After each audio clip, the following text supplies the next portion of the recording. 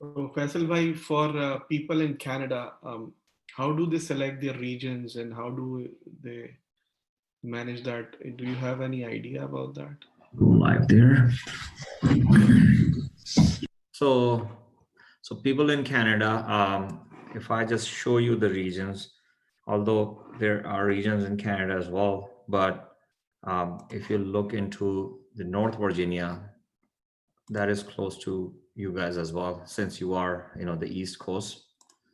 But there's a Canada Central. I think that Canada Central is by Vancouver, if I'm not mistaken. So I would suggest to pick either Ohio or Virginia, because West Coast, anything West Coast, it will be you know quite a bit of a lag you're gonna be seeing. And I think it's expensive on the West Coast than in the East. The cost of some of the resources are different from region to region. And not every service is available in every region. Virginia is the one which you will see, I would say 90% of those services that Amazon offers.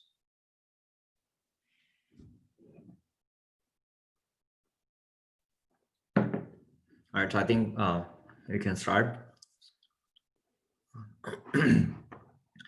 All right, so today's session, what we're gonna cover is we're gonna resume what we left off last week.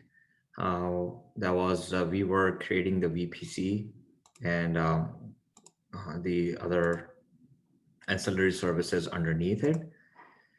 Come on, VPC, where are you at?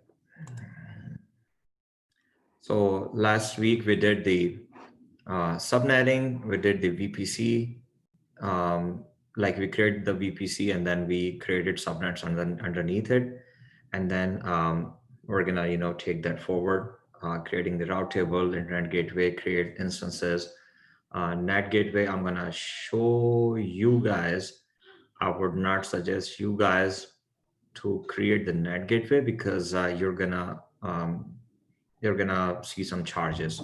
I think it's 50 cents a month or 50 cents a day or something like that. So for the internet gateway, so not the internet gateway, the NAT gateway, because you have to assign a public IP to it, and that's what you are being charged for it. So I'm going to show you that. Plus, I'm working on to making a video for you guys as well. You can always go and refer to that. And then we're going to be creating a couple of instances. One instance in public, one instance in private, or maybe two instances in private and a database in private, and we'll see how we connect to those. So we're gonna do that lab. And about the load balancer and auto scaling, that lab we're gonna cover tomorrow. Plus I'm gonna be covering another interesting topic today, which is DNS, how DNS works, and what are their record types, top level domains and all those, what are those root servers, and AWS Route 53 services. If time permit, we're gonna go to the console and look into that as well. Okay. All right, so I'm gonna log into the console and let's get started on it. Okay, so let me just increase the. Faisal, Assalamu alaikum. Is this being recorded? Yes, sir. This is supposed to go live. Yes. It okay. Is recorded, yes. Thank you, sir. Yeah, no problem. Okay, so I am in my console. My default region is North Virginia. And what we did last time, let me just quickly go into VPC. We did not create the VPC in North Virginia. We already have one created. So I am in my VPC dashboard right now. If I just drop down under the see all regions under VPC, see that every region has at least one VPC or at least one block of ICE already created. That is the default one what Amazon provides you as part of your free tier service. When you go work in the industry, the first thing normally we ask our customers to delete all those default ones. Delete the default VPC, delete the default subnet, delete the default route table, whatever and whatnot, and then create your own, come up with your own subnet, come up with your own block, and then do the work. Here in North Virginia, you see two. Ohio has two, and uh, California has two, which I have actually, started working, for you guys. So if I go into North California region, so last time we did was we created one training VPC. Let me just bring it down here. This is the text file which we were using, and we pick one CIDR block, one big block that has 256 usable IPs. Okay, that is the /24 block, and out of which we created 3 subnets, one public and 2 private.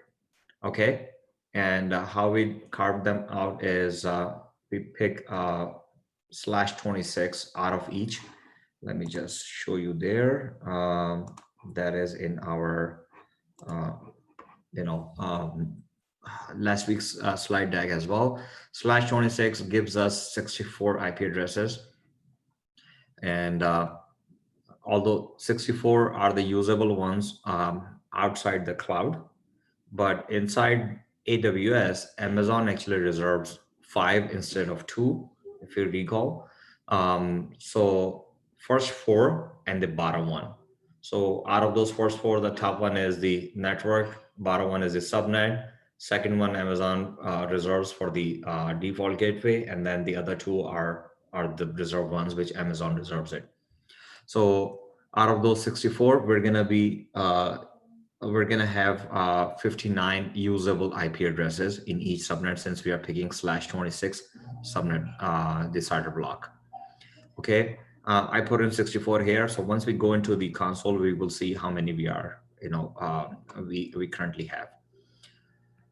Okay, so I named the default one as default VPC. I did not delete that. And this is for you guys to, get some understanding. And also, there was one thing which I was thinking to, provide you guys, some more insight or some more, or maybe, another associated lab about the VPC peering, or, how, or the transient gateway, how we connect to 2 different subnets, have them talk to each other. Okay. So that's why, I kept this default one. You do not get, you will not see any charges on the VPC. Amazon does not charge you for VPC. Amazon does not charge you for any subnets or anything. They charge you for the public IP address once you create the NAT gateway. And we'll come and see, into that. All right, so what's happening is we have one VPC, we created training VPC. Okay, and then if I go into subnets, all right, so what I did is my default subnets that came out of my default VPC, I actually named them as default subnets because I don't want to use them. And then if you see here, these are the 3 subnets we created last time: training private subnet 1, training private subnet 2, and training public subnet. So 3 subnets we created, and those 3 subnets, they have 59 usable IP addresses. Okay, if I scroll to the right here, okay, they all, if we remember, we picked one subnet in US West 1A availability zone. The other ones, we did not pick any, like we did not provide any preference. There was no preference, so we let Amazon to pick it, and Amazon actually pick them all in the same AZ. You can have in multiple AZs, or you can have them on single AZ. If you recall, the what AZ is offering here, availability zone is offering here is, let's say if we have two different AZs, and let's say if we have three subnets in one and three subnets in two, that gives us the HA, or high availability capability. So this way, let's say if one AZ goes down, or any services goes down on, let's say US West 1A, our application will keep on serving our customers through US West 1B. Okay. And then there is a default route table, which is created as part. Soon as you create the VPC, it creates a default route table. So we're gonna look into it and how we're gonna change that. Auto assign public IPs. And if you see that these three here, private, public, and private, the training ones, the bottom three, which I highlighted. So you see that auto assign public IP is set as no by default. So what I'm gonna do is I'm gonna change the one of these subnets, which is our public subnet, to assign a public IP through that subnet, so that once we create the instance, the public IP will be assigned to it, and then we will be able to access that. All right, so auto assign IPv6, I disabled that. I don't want that. And then who is the owner of it anyways. All right, so what I'm gonna do here is I am going to unselect rest, and then I'm gonna leave the public subnet, drop down to the action, okay, and then modify auto assign IP addresses. I'm gonna click on it. You see that it is disabled right now, like unchecked right now. So I'm gonna enable it, save it. Now, if I show you the bottom three, if I scroll to the right here, you see that auto assign public IP is yes to the public, but no to the private subnets. Okay, because private subnets, I don't want them to assign any public IP. That kills the purpose of it. Okay. All right. So these are the three subnets we have. Okay. Now, what I'm gonna do is our next step is. This is where we left off last week. Next step is to create a route table, then internet gateway, and then assign that internet gateway to the route table and assign those subnets to the route table. Let me quickly go to this. I'm going to pull Paint here. All right, so this is my subnet. Let's say I call it subnet 1. This is another subnet. Let's say I call it subnet 2. Let's say this is another one. I call it subnet 3. Okay, let's say we have three subnets, and all three of them, they are within the same VPC. Okay.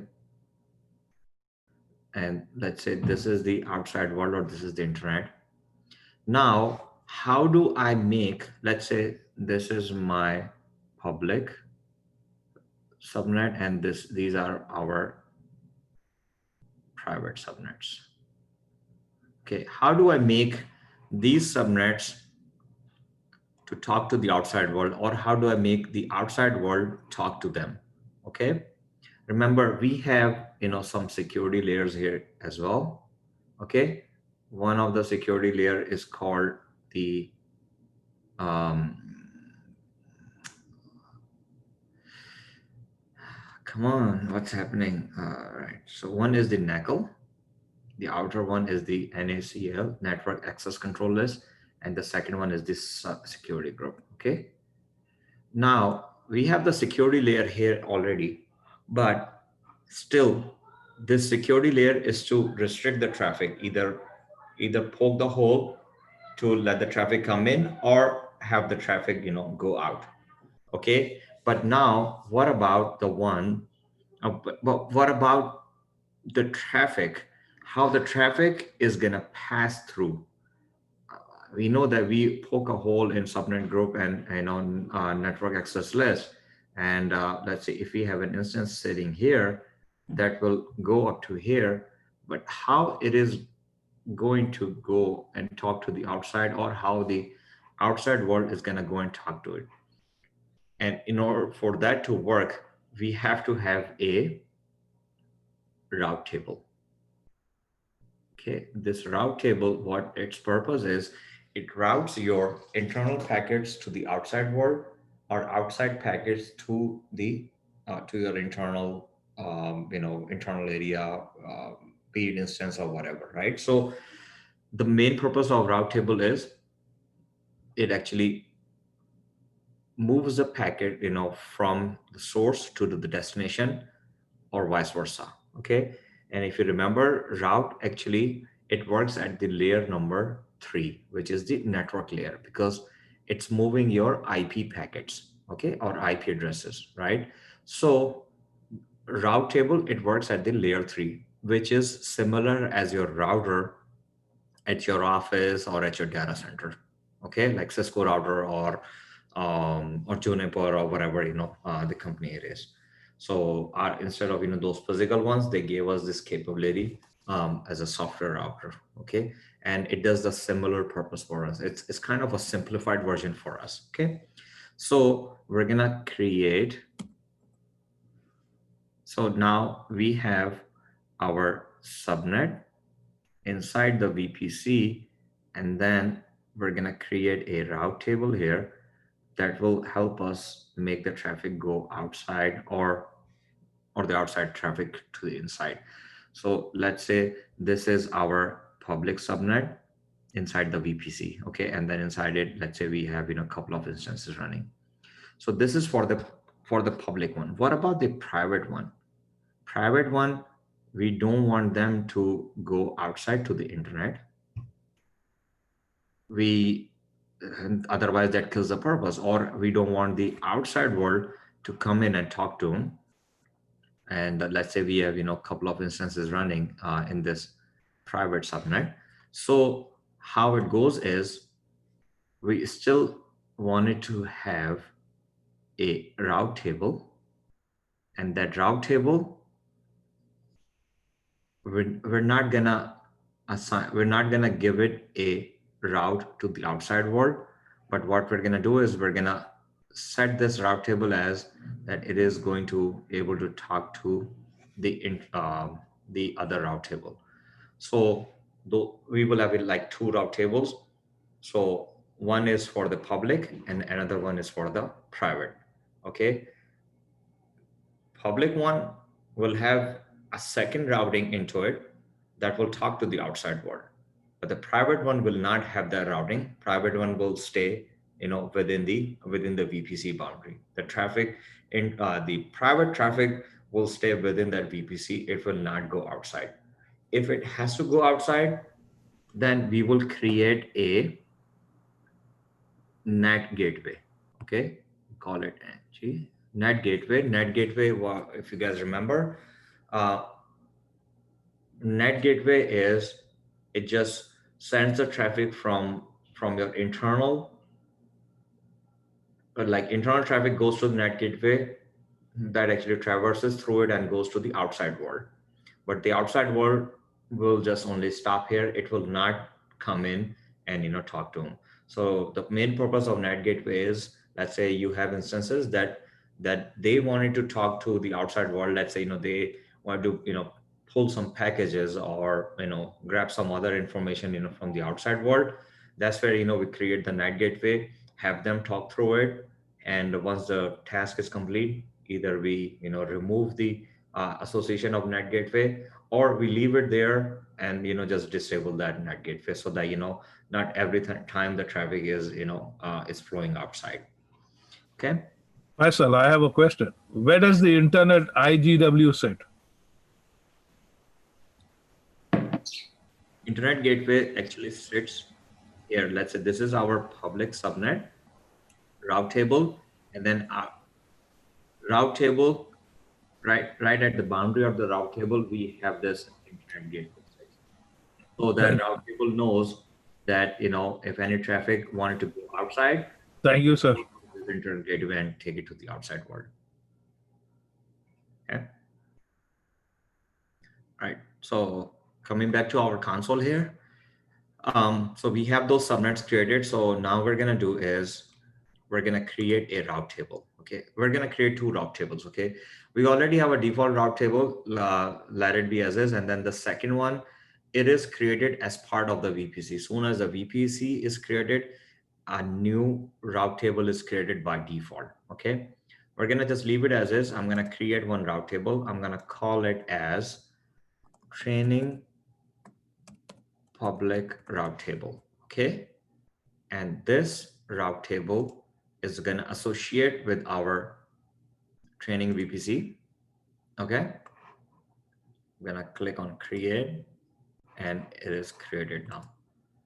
So you see that training public route table is created, right? So I'm going to create one more. I'm going to call it training private route table. Okay, associate with the same VPC. Okay, yeah, associate with the training VPC, right? And then click create. So now that we have two route tables created, so what happens is, um,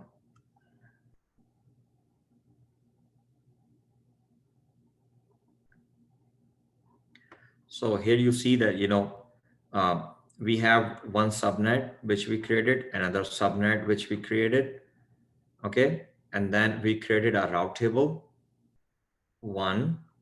Let's say this one is the route table one, which we associate with this subnet. Let's call this one a public subnet. And then we create another route table, which is associated with our second subnet, which is our private subnet. Right now we have the route tables created. We have not associated any subnet to this route table. Okay. So we're going to go and associate our subnets to it. Okay. So I'm going to click on train public, which is our public route table. I'm going to click on the routes. You see that it has a destination of /24, which is our VPC. Okay. So that tells that this route table has a local traffic, like traffic staying within the VPC. It is a local traffic and it is staying within the VPC. It's not going outside. So I'm going to click on subnet association. Right now, we do not have any subnets associated with that. These are the available subnets that we could associate with this route table. One is the public subnet and two of them are the private subnets. Okay. So what I'm going to do is, since I am editing the public route table, so I'm going to just associate this public subnet to it. So I'm going to click on edit the subnet association, and let me just come on. And I'm going to pick this public subnet and click save. Now that we have a subnet, which is a public subnet, is associated with our public route table. Okay. Coming back to this diagram here, what we just did is we completed this path. Like this subnet is associated with this route table. Okay. So we created this link here. Okay. Now what we're going to do is I'm going to uncheck this. I'm going to check this private route table. Same thing. If I scroll down here, right now, previously, remember we were shown 3. Now we are shown only 2 subnets because one public subnet is already associated with that. So one subnet can have only one route table. Okay. Remember this, please. All right. So I'm going to click on edit here, and I am going to associate both the private subnets here. Okay. Now we have 2 subnets associated with our private subnet. Okay. If I click on routes, same thing. Routes is /24. That means that it is the traffic is staying within my my boundary or my VPC boundary here. Okay. So the task of creating route is complete. Now what I'm going to do is I'm going to create an internet gateway. Okay. This is this internet gateway. Okay. So what I'm going to do is, right now we have a subnet associated with the route table. Okay. Now I'm going to create an internet gateway, and I'm going to attach this internet gateway to this route table. So that any instance wanted to go outside, they're gonna go through this, through the route table to the internet gateway and to the outside world. Okay. Here on the other side, that you are seeing that this route table also trying to associate with the internet gateway. That's what we're not gonna do. We're gonna just have this route table. These two route tables talk to each other, but not this route table to the internet gateway. Internet gateway we're gonna attach to the public route table only. Okay. So I'm gonna go and click on internet gateway. All right, so right now we have a default internet gateway or default IG that comes as part of our default VPC. So I'm gonna just leave it as is, and I want to show you guys. Or you know what? I'm gonna create one and show it to you. Okay, so I'm gonna click on create internet gateway. All right, so let's name it as training internet gateway. Okay. Just call it training internet gateway. So the internet gateway is created, but right now it is detached. No VPC IDs are associated with it. All right, so I'm going to go back to route tables, and I'm going to highlight the public one. Okay, right now it has a traffic which is flowing within the VPC boundary. Okay, so I'm going to edit the route, add another route, and now this is for the outside world, which is internet. Okay, so I'm going to pick 00, all zeros. Okay, and the target will be, if I just type IG, internet gateway, I'm going to pick this. Okay, why is it not showing here?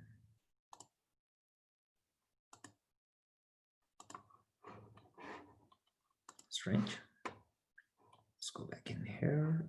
IG, let's just validate. So we have training IG.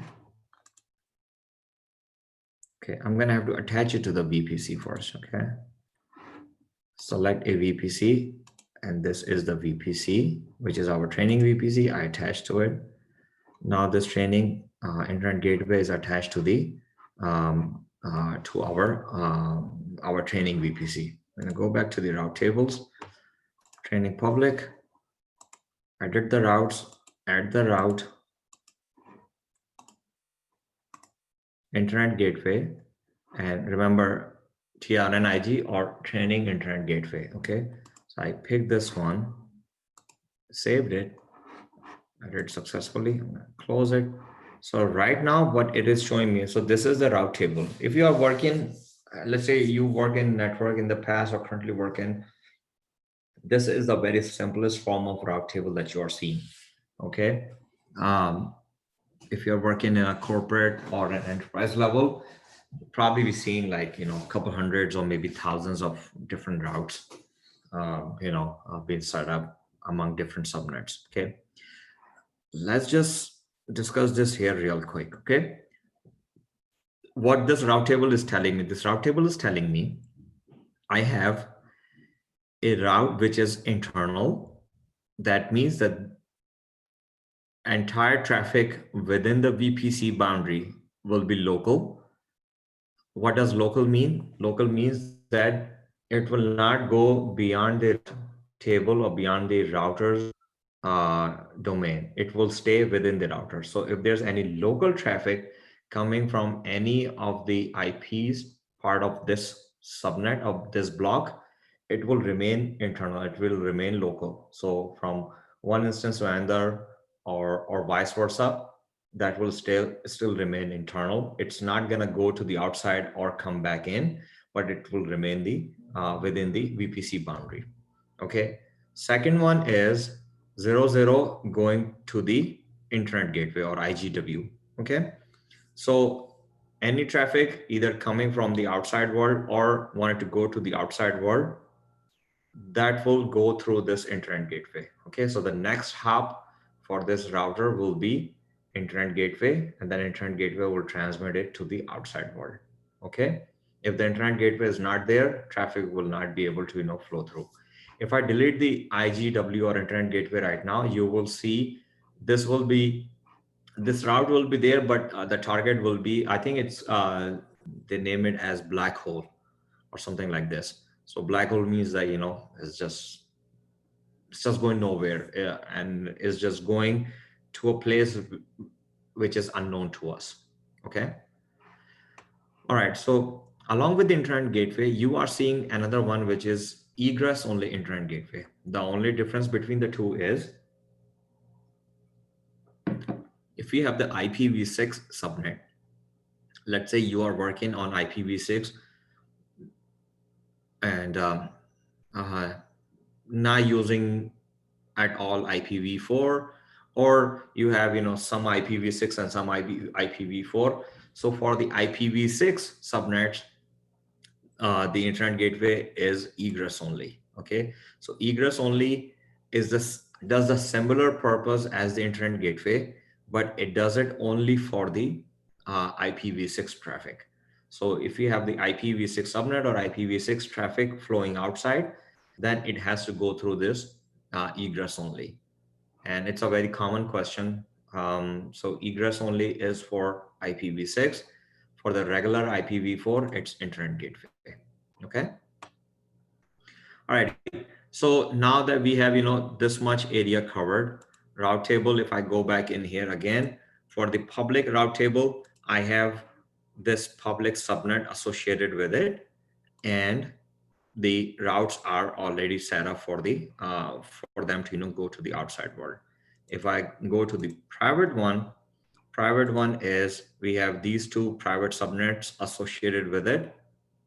But if I go to the routes, it has only local route, like the route which is staying within the VPC boundary. I do not have any um, internet gateway associated with it. So any instance which I create in the private subnet, it should remain inside. I should not be able to access from the outside. On the other one, the public one, I should be able to access from the outside. Okay. Are you guys with me so far? Any questions? Yep. Okay. Alrighty. One more thing, and I don't want to confuse you guys. So in every zone, let's say you initially work in the um, North Virginia, and then you moved on to, let's say, Singapore, or you moved on to Europe, and or any other zone. So whichever zone you're gonna be working on, if I scroll, if I cannot here, I'm gonna go into the EC2. Any new zone, if you do not have created the keys, so no two zones will have the similar keys. So key or the key pair that you create, remember those PAM files or the PPK files, those files will be created and stay within that specific zone, unless you copy and paste them to the other zone. Otherwise, they stay within that zone. So I picked this North California because I did not create any key or anything. So I'm going to show you guys how to do that work. Okay. One more thing is about this security group. Right now we have both of them, they are the default ones. Let me just edit that. Default SG1. Let's just name it as default SG2. Okay. All right, so we have default subgroups here. Okay, now we're gonna create two subnet groups. Okay, let me just go back to the diagram. We're gonna create two subnet groups. One subnet group we're gonna create for the public subnet, and the one we're gonna create for the private subnet. Okay. All right, so I'm gonna just click on create security group. I'm gonna just name it as training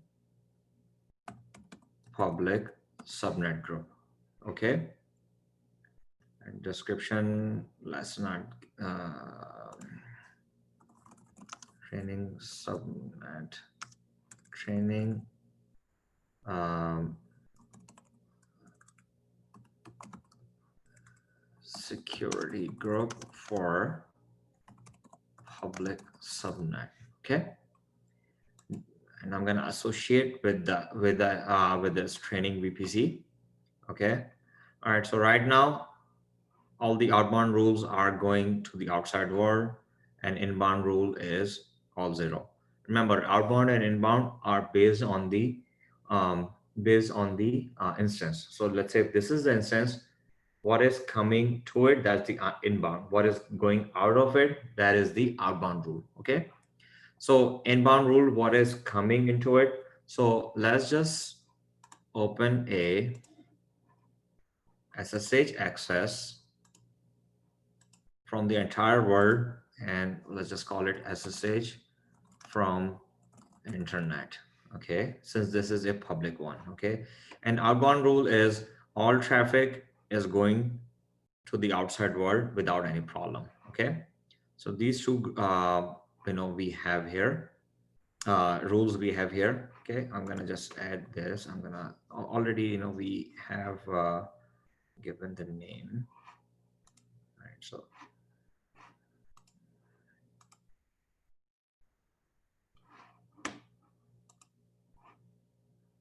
subnet group, we have this one created. Let's just name it as training public subnet group. Okay, all right, so this is the public subnet group we created. Okay, let's just let's just create another one. Okay, let's name it as private. Okay, name it as private, sorry, training private subnet group. Okay, sorry, security group for private instance access only. Okay, I'm gonna drop down and associate the training VPC to it. Now here, I'm gonna add the inbound rule. What I am doing here is I am um, asking this subnet group to grant the SSH access, but from where? We're gonna drop it down, and we have in a couple of options. Either we can have another subnet group try to access it, or we can have a couple of other prefix lists or IP addresses here.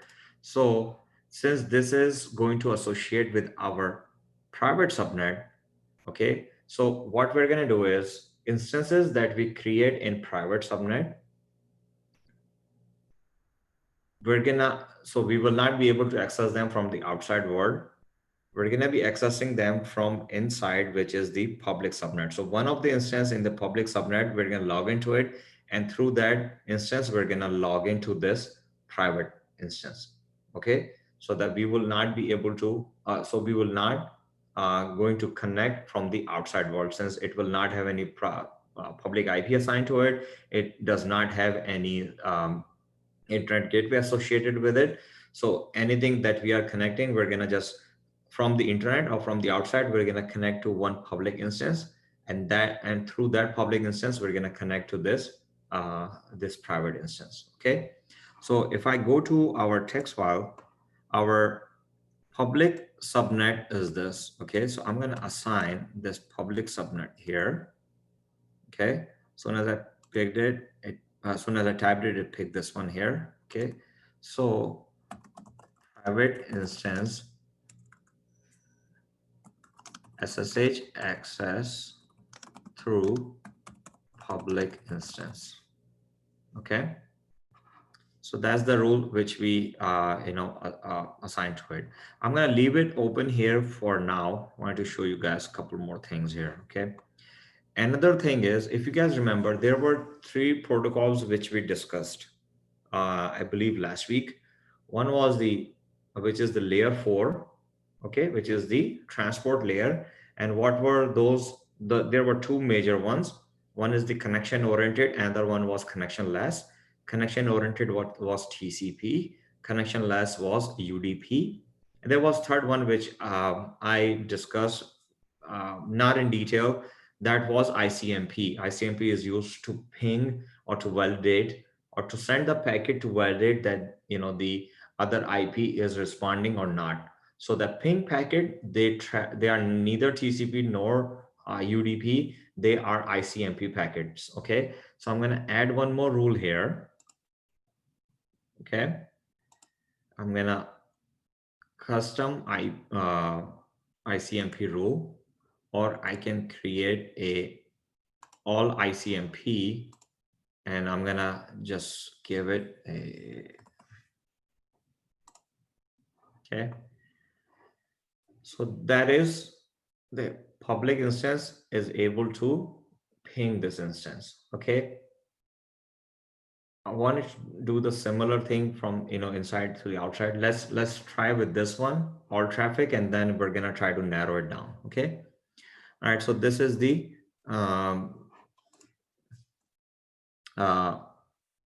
so that public instance be able to ping private instance.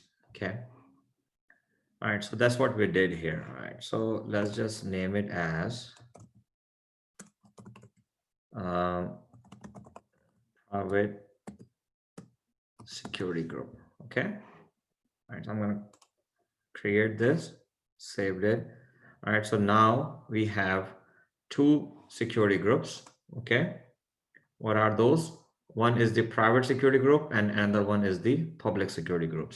And the other two are just blank, the default ones which we are not using. Okay, these security groups, they are associated with our VPC and description and ownership, and whatever the permissible rules are there. All right, so we are done up to this point. Now what we're going to do is we're going to go into the EC2 and create two instances or maybe three instances, and let's see how it goes within this VPC. So I'm going to drop down under compute. I'm going to click on EC2.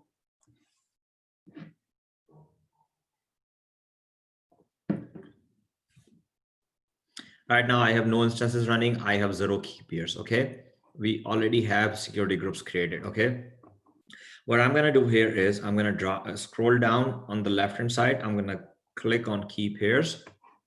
Okay, and here's the thing: if you are connecting from Windows, like through the PuTTY window, through PuTTY to a Linux instance, you need a PPK file. Okay, but if you are connecting from one Linux machine to another Linux machine, not using the PuTTY, or if you're connecting from Mac to Linux, you don't need that PPK file. You need that PEM file. Okay, so here what I'm going to do is I'm going to create two keys. Okay, for our, let me just show you guys here. Let's say I have two instances.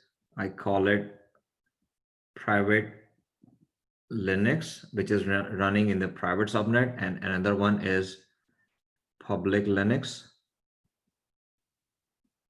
Okay, and this public is through all those security groups and route table, internet gateway, and all that is able to connect to the internet. Okay, so here this public instance I'm going to access through .ppk file. Okay, that is the one, because I'm going to come through the internet, which is my machine, and then try to connect to it. Okay, so I'm going to connect through the ppk file.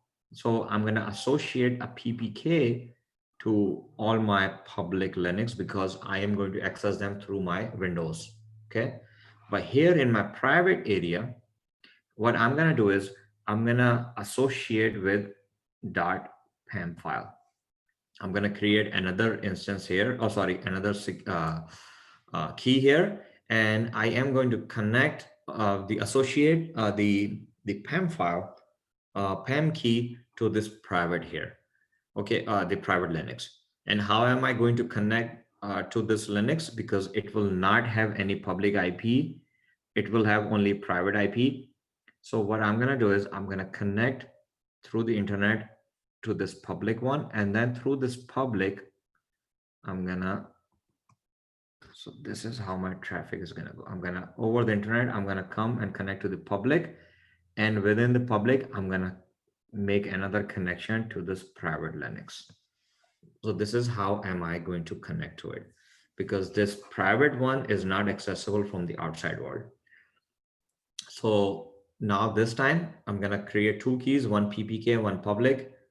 All the PPKs I'm going to be assigning to the public instances, and all the PAM keys I'm going to be assigning to our private instances. So that, you know, from the outside world, I will be landing into the public, and then from public, I'm going to be landing into the private, because this private does not have access to the outside world. Okay. All right. So I am in my key pairs. I'm going to click on create key pair. I'm going to just name it as my PPK. Okay. I just name it as PPK.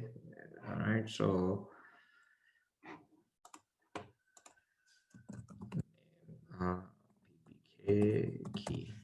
Okay.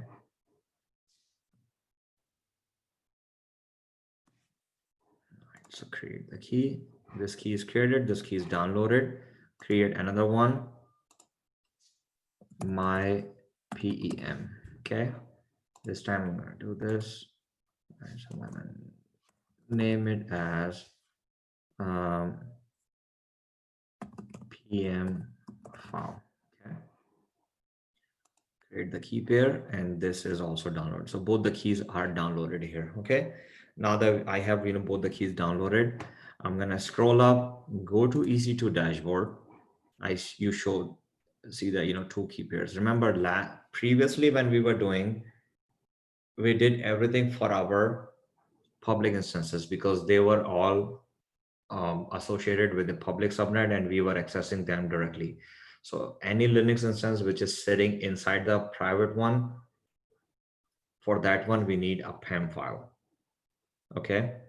That's just a new thing for you guys to remember. Okay. All right. So I'm going to click on instances, go into the instances here, and quickly I'm going to launch. So we're going to be launching, let's launch maybe 3 instances or 2 instances, and third instance we're going to launch as a database. Okay. So click on launch instance here, right? So here, free tier eligible, let's pick Red Hat Linux. The top one, general purpose T2 micro.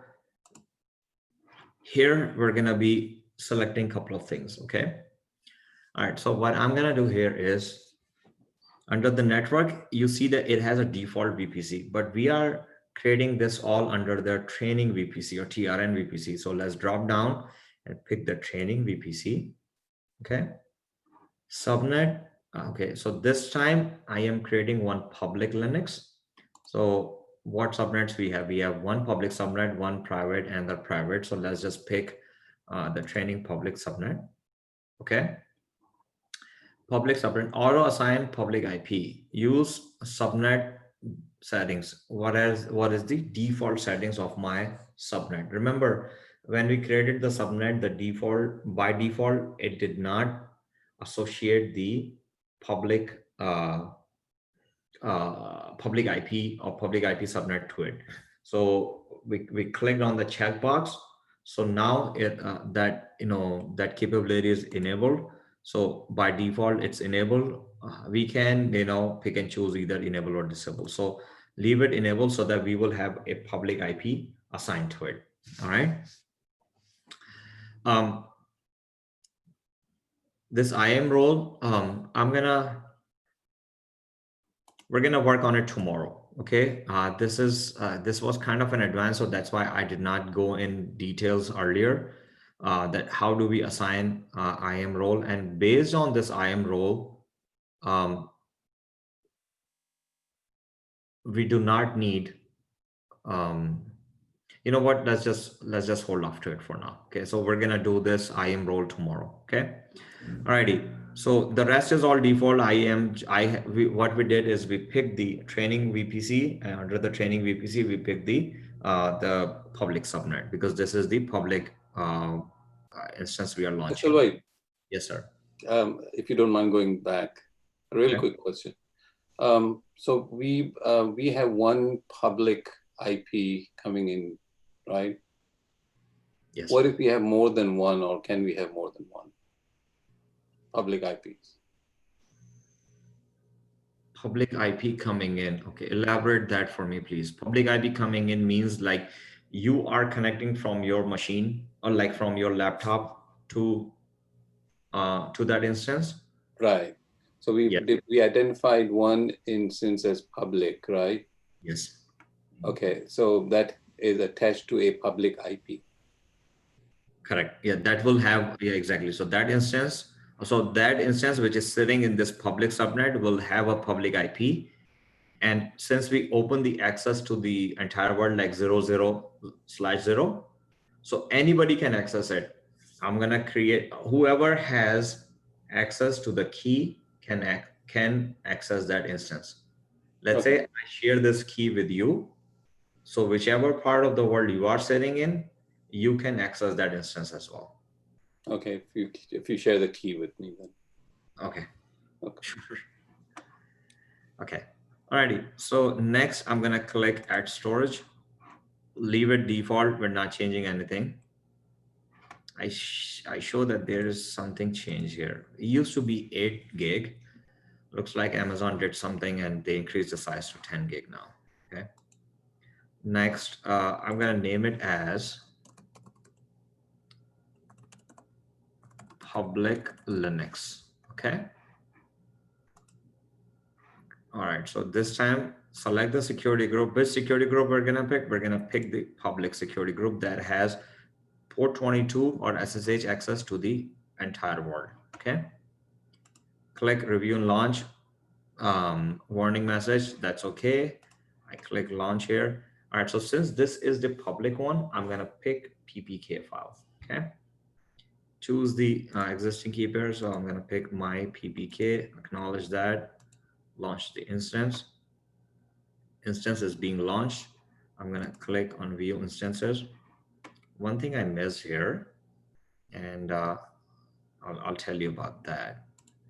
All right, so I'm gonna click on launch instance again, and this time we're gonna be, let's pick the similar one, and let's pick, okay, so instead of default VPC, I'm gonna pick the training VPC. Last time we picked the public one. Now this time I'm gonna pick the private one. We can pick any of them. Let's pick private subnet 1. Okay, you see that auto assign public IP use subnet setting disabled, right? So this subnet does not have the capability to assign a public IP, okay? And we'll go and see what's gonna happen. Click next. All right, so nothing change here, and I'm gonna name it as private Linux, okay?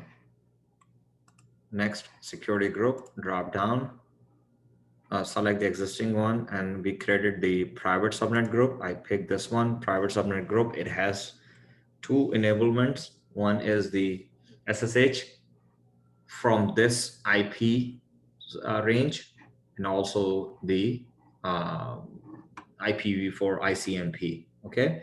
Click review and launch. Click launch.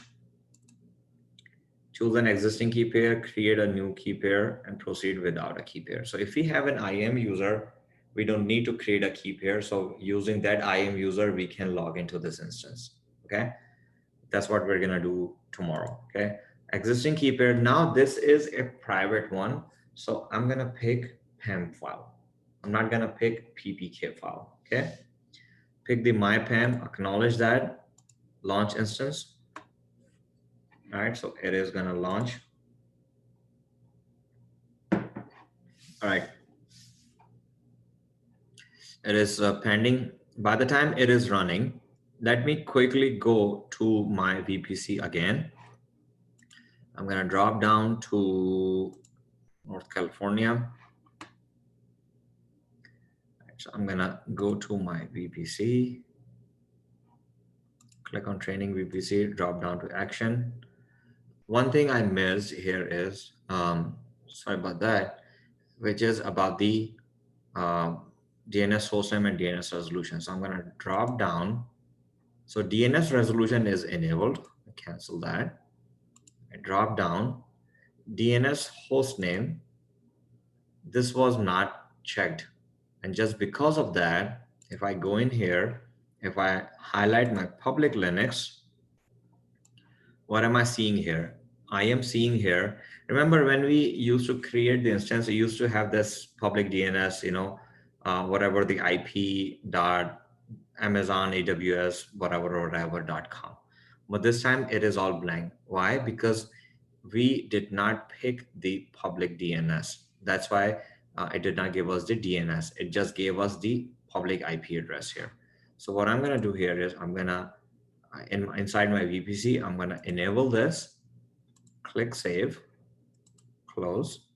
Okay. I'm going to come back in here, and the next instance I'm going to launch, it will have, it picked up right there. Okay. So soon as I selected that, now we have the public DNS IP, public DNS name as well, like EC2 IP address, US West 1 compute this, right? So now I have the public DNS. Also, I have the public IP of my instance. Okay. Scroll down here. Let me just bring it up here. Scroll down here on the left-hand side. I am seeing my private DNS and also the private IP. So private IP, if I see that it is 192.168.1.33, okay. 1.33 is from this subnet, because this subnet starts from .0, it goes up to .63, okay. So 1.33 is from the public. So this tells me that this machine is inside this public,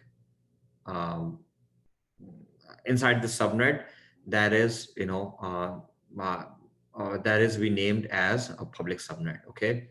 And it all rolls up to all these subnets, they roll up to the CIDR block, okay. So when we're going to connect to our private instance, we're going to connect through this IP address, not through this IP address or not through this DNS name, okay. You can connect through this DNS name as well, okay, dot internal that you're seeing here, okay. Let's unhighlight this, highlight the private Linux, what we are seeing. Private Linux, what I am seeing here is a couple of things. There is no public DNS assigned to it, right? There is no public IP assigned to it, but there is a private IP assigned to it and private DNS, which is also, part of that. So private IP is 1.71. If I go back to that here, 1.71 is part of .64, okay? So because .64, it starts from .64, it goes up to .127 because the next one starts at 128, okay? So it is part of this, which we named it as private subnet 1. So that tells me that, it is provision in the right subnet, what we were looking for, okay? Alrighty, so we have done, up to this point. What I'm gonna do is I'm gonna click on public Linux, copy the DNS name, or I can copy the IP address. Either way it works for us.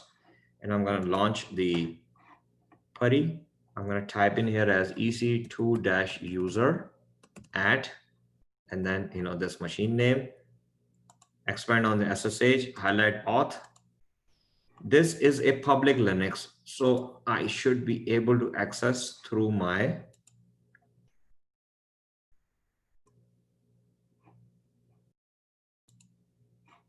my ppk file, okay, which we recently created. So I clicked on it, click open, yes, and there you go. I am connected to my let me change the appearance here for you guys to. All right, so EC2-user authenticated with public key, or so now I am connected to this machine with this is the host name of the machine, that is IP 192.168.1.33, which is this. So that tells that, this machine is, I am able to connect to it. Okay, so what I'm going to do here is just change myself to root. Remember, there was a command ifconfig in Linux and ifconfig in Mac as well. And the similar command in Windows is ipconfig. So if I just type in here ifconfig, it is telling me for the Ethernet 0, or the first network interface, this is the IP assigned to it. INET is internet, or the IP address assigned to it. Okay, so this machine has this IP address. Now, what I'm going to do is, let me just come out of this here. Let me just type here. So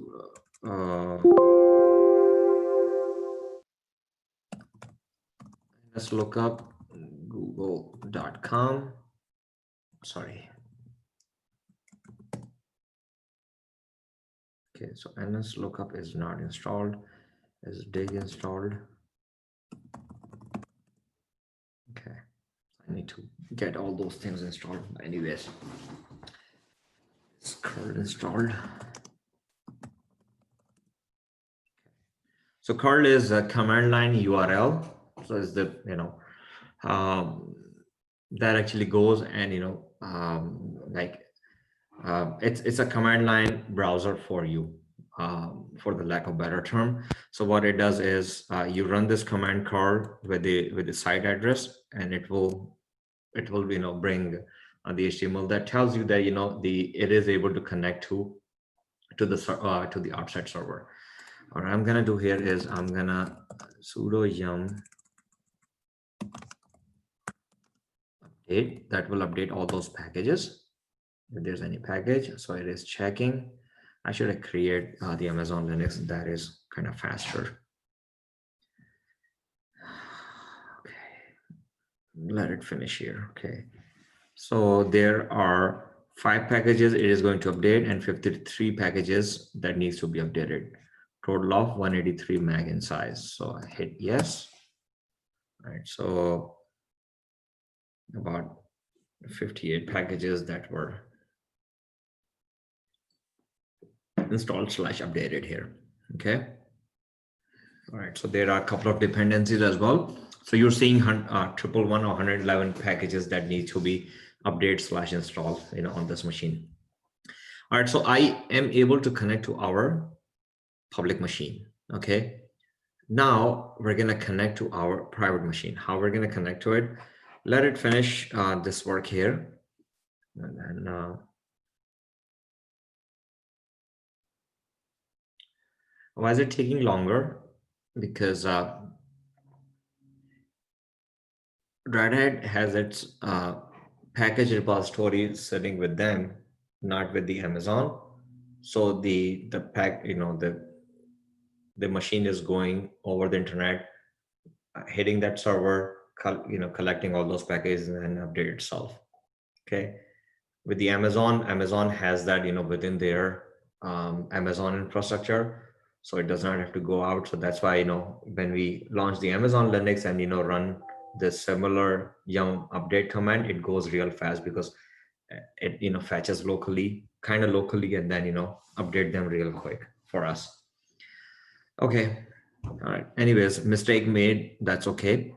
So by the time it is doing this, if I go to our private Linux, you see that I do not have any public IP, so I cannot connect to it. If I copy the private DNS or private IP, if I try to connect to it, 192.168, if you guys recall, this is the non-routable private subnet. So it is not published to the outside world. So from the outside world, we may not be able to connect to it. Okay, unless I have some machine with a similar IP within that network, then I'll be able to connect to it. Okay, so if I just copy this and let's just try.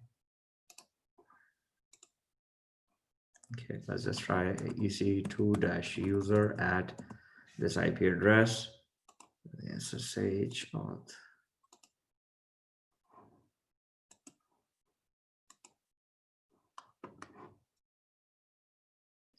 and it should time out on me, or network refuse connection error message.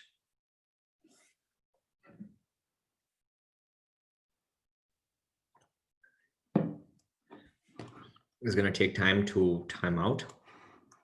Let me just see error message here.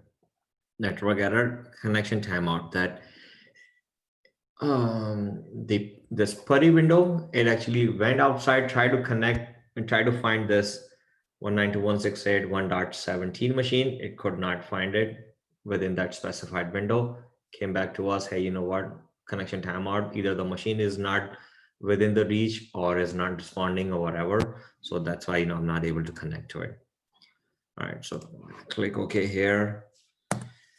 Come on, man. It's quite slow here. By the time it's about to finish, any question so far?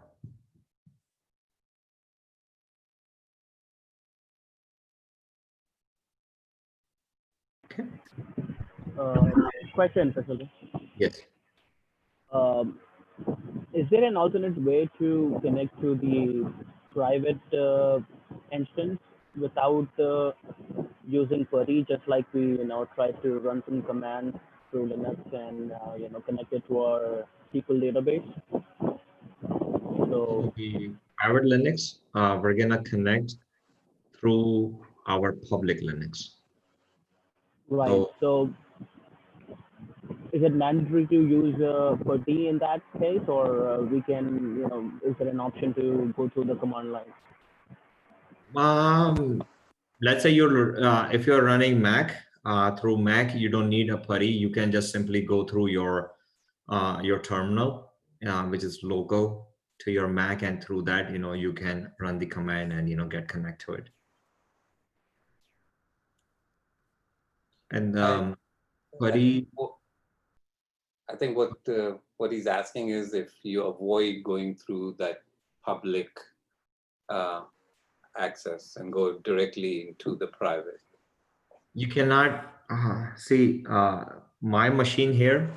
This machine is an external machine to the Amazon network or to the VPC.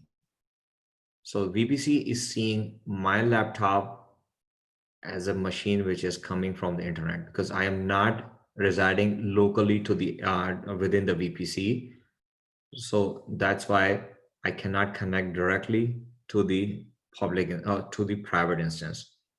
So in order to connect to the private instance, I have to have some public machine through which I'm going to be able to connect to it. Because private machines, you cannot access them directly from the outside. Otherwise, that kills the purpose. If anybody coming from the internet is able to connect to them directly, that means they are open to the internet. Then actually, that kills the purpose. Okay, so I am connected here. Let me quickly go do one thing. I highlighted my private Linux. I'm gonna copy this IP address. Okay. And if I try to ping this IP address, let's see if it goes through.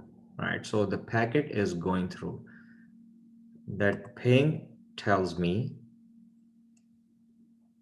that this machine is alive. My private machine is alive. I am able to ping it, like it is responding to my ping packets. Why is it responding to my ping packets? If you remember, we poked a hole in the security group of private Linux to respond back to those ICMP packets. So ping packets, they are the ICMP packets. So that's why, it is responding back to us. What I'm going to do here is I'm going to try to connect from this private Linux to the public, this public Linux to the private Linux. How am I going to try connect to it?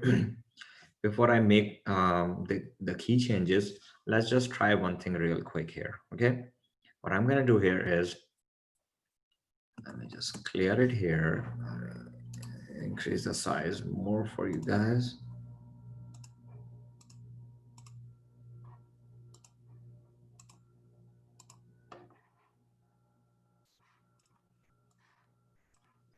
maximize it. Okay. All right. So I'm gonna do is I'm gonna try SSH, and this is a similar command our Mac guys run when they connect through their terminal. Okay, SSH username ec2-user at machine name and then -i. With the -i, you provide the key. Right now, I have the PM key locally to my laptop. I have not copied that key over to this machine yet. So I should not be able to connect to it. So if I just try without it, let's see what error is it going to give me.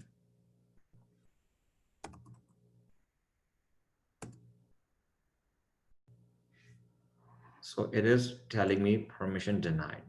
Okay, that means I was able to connect to it, but since I do not have the key, so I was not able to get in. Okay, I was not able to authenticate this EC2 user, although I am going through as EC2 user. Okay, so what I'm gonna do here is I'm gonna go to my downloads folder. Under my downloads folder, remember we created the PAM key. Before I go to this, let me go to the console here. I highlighted the private Linux. This private Linux, if I scroll down, it is created using the key pair name, which is my_PAM, okay, which is the PAM key. So I'm gonna go to my Windows here, and I see that my_PAM, this is the key. I'm gonna open this key here. What I'm gonna do is I'm gonna copy the entire content of this key, okay? I'll copy it, go back to my Linux, okay? I'm gonna name this file whatever the name I like, okay? So VI, and I'll name it as PAM key for private Linux, okay? Escape I is going to put it into the, well, so look at the bottom of the screen here. Soon as I hit escape I, it is going to put it into the insert mode. Now I can edit the file. I'm going to just right click and it will paste the entire content here, and then do the same thing. Look at the bottom again here, escape : W for write, Q for quit, like write and quit, write and exit. Okay, hit enter. So this file is created in this directory, whichever the directory I am in. I did the pwd. So I am under the /home of this, like I am under the home folder of this EC2 user. If I do a ls-l, I should be seeing this file. I see this file here with this permissions, with this ownership here. Okay. If I want to see the content of this file, I type the command cat and then paste it here. See that all those content which I copied from here. Okay, so the content is there, content is intact.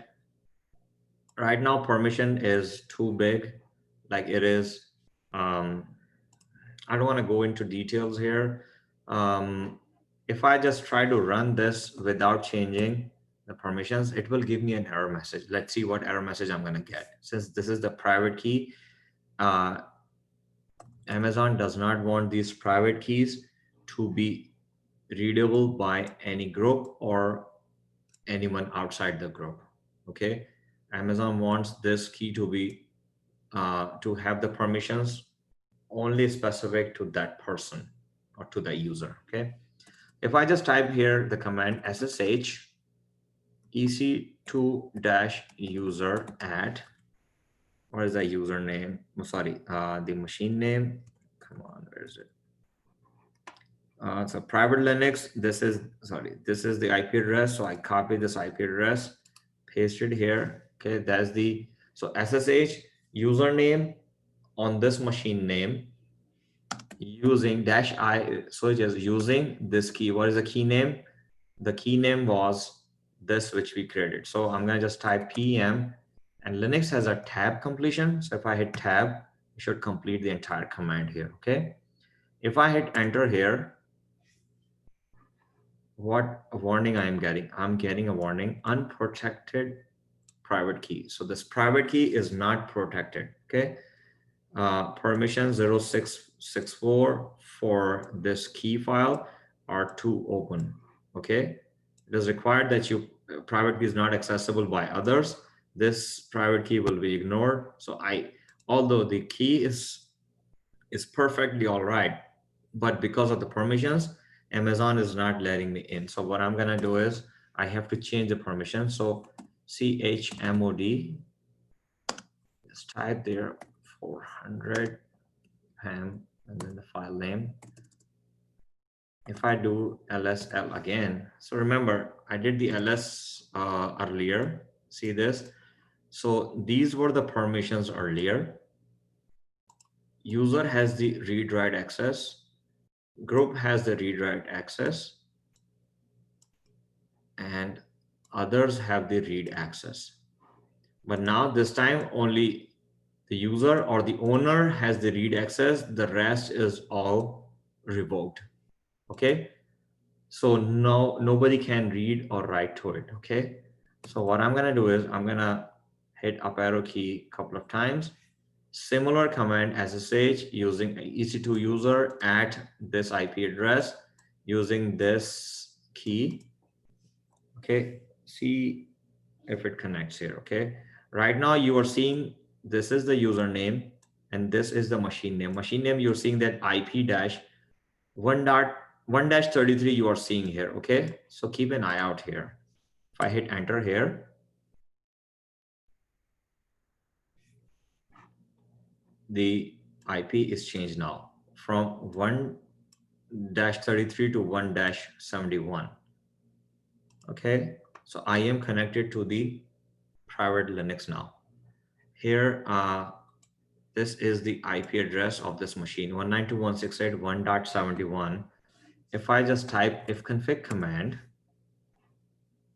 192.168.1.71, now the IP address is changed to 1.71. Okay. Previously, the IP address was different. The IP address previously was, okay, I don't have it.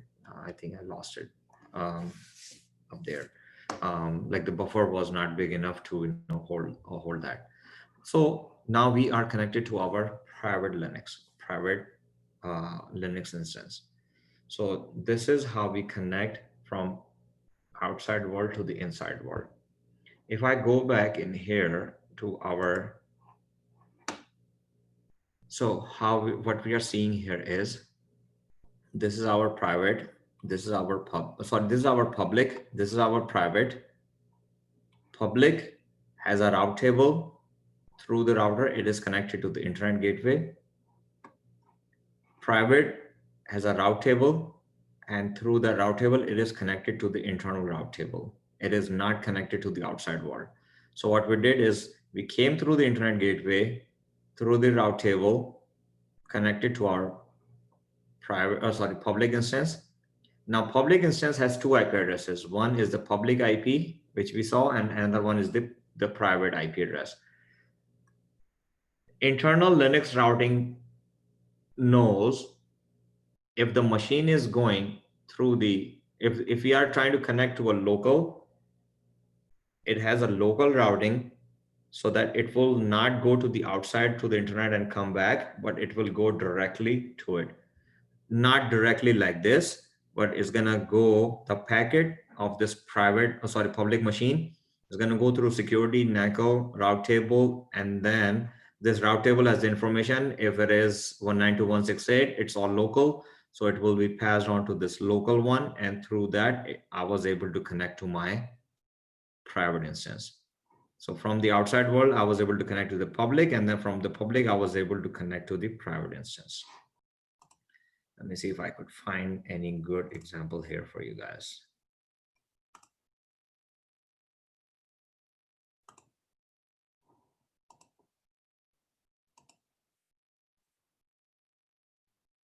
Right, so unfortunately, I don't have any example of this here. Okay. Are you guys with me so far? Any question on this?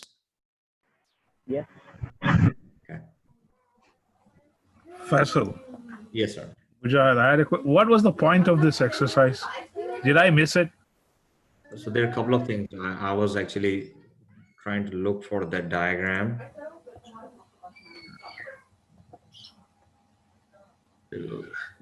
Let me just go do this here. Okay. If you guys remember, classic architecture is application architecture is 3-tier. You have a public.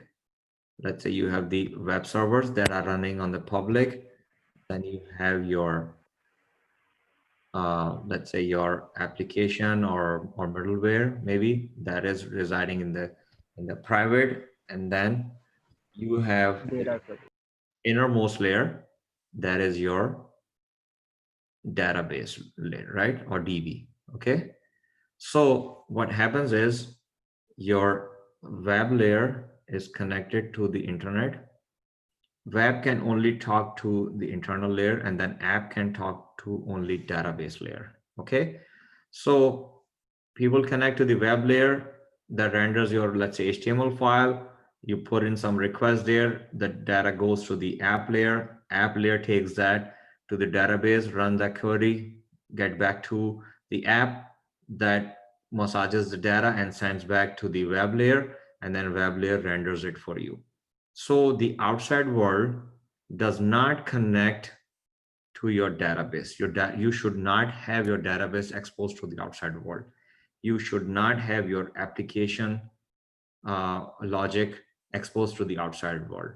Only your web servers or your web layer is the one that is exposed to the outside world. The purpose of this exercise was to show you when we connect to the web layer, which is our public subnet, and then you have your private subnet.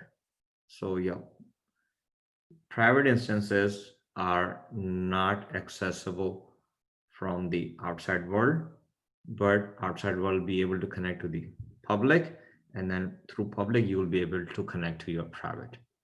Okay, and then since we have the third subnet, so we can create our database inside that third subnet, and inside that third subnet, the third subnet's security group, what we can do is the security group of this DB, we're gonna define that only this subnet, let's say this subnet 1 and this subnet 2, only subnet 1 can talk to it, not the public subnet. Okay, so this main purpose of this exercise is to show you guys how to get those public and private ones, and how do they talk to each other. But why did you change your zone, availability zone? You went from East Virginia to California. Okay, that's the reason. Yeah. We changed that region was the reason is I already have so many. Let me just show you the VPC. Just to clarify things for you guys, that I do not have anything except the default one. That's why I picked the California, not the Virginia, because I already have a couple of things already set up there. Okay, thank you, sir. That was the reason, because I wanted to start off with something with a almost clean slate for you guys to show you how things work. Okay. Alrighty. Any other question?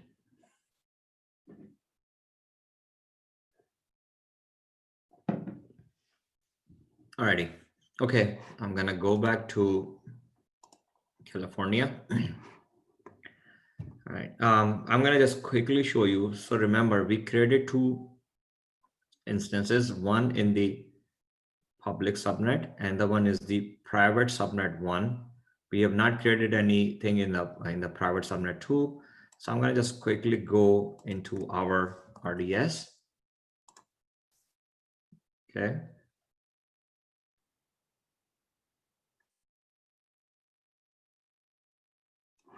quickly go into the RDS, click on database, make sure that we are in North California. That's where we created everything. I'm gonna click on create database, standard MySQL. Okay, let's just make it free tier. Let's just, sorry, let's just pick 8020.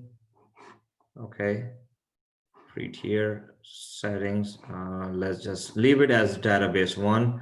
Credential, I'm gonna leave it as admin. I'm gonna give it a password. Okay. DB size T2 micro as is. Storage general purpose, nothing changing. Auto scaling, I'm not enabling it. Multi-AZ, I don't want it. All right, so connectivity is, I'm gonna pick the training VPC. Okay, drop down additional. All right, so subnet group, I do not have any additional created, so I'm gonna just pick, I'll let it, create a new one. Okay, publicly accessible. Remember the first time when we made our database accessible to the public. This time public accessible, no. So there will not be any public IP assigned to it. All right, so VPC security group, either choose an existing one or create a new one. So if I drop down, I'm gonna just pick private security group, or I can create one.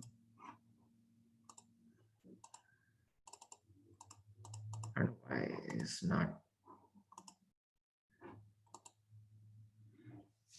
Okay, let's create a new one. Enter VPC security group name. So let's name it as data security group private. Okay. Availability zone. Maybe I'll just pick it 1A. Okay. Is there anything I'm missing here?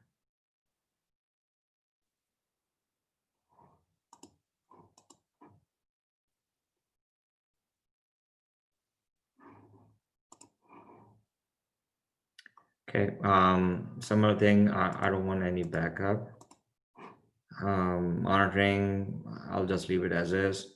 Maintenance mode, if you want. Otherwise, just select no. Delete protection, I did not pick anything. I can create a subnet, and that will go into our private subnet. Okay, and then from there you will have. I don't want to click on it because it's going to take some time, because I need to move on to the next topic here.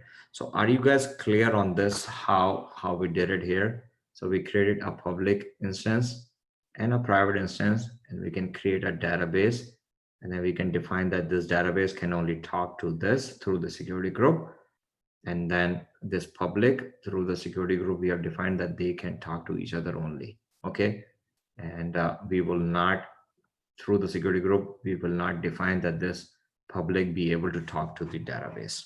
Okay, so this is how we create a 3-tier architecture. I created everything in a single zone. You can have it in multi-zone for the HA capability, and like possibilities are endless. Okay.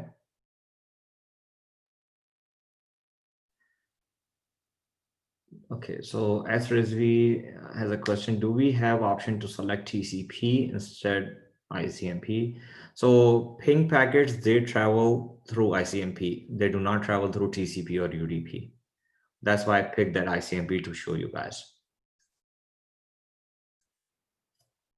Okay. Any other question or confusion?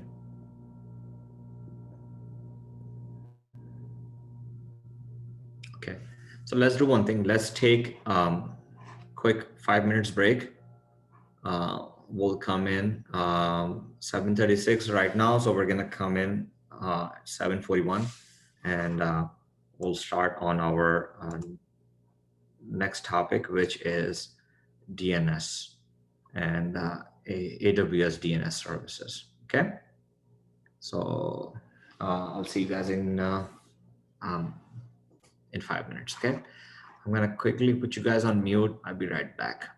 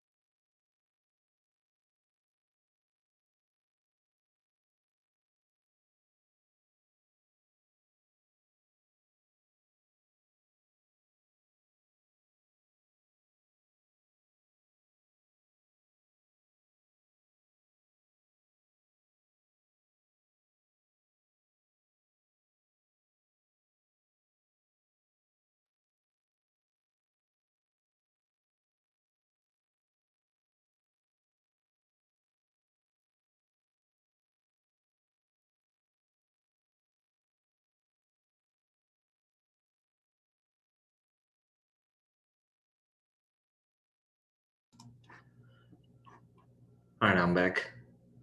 Any question before we proceed?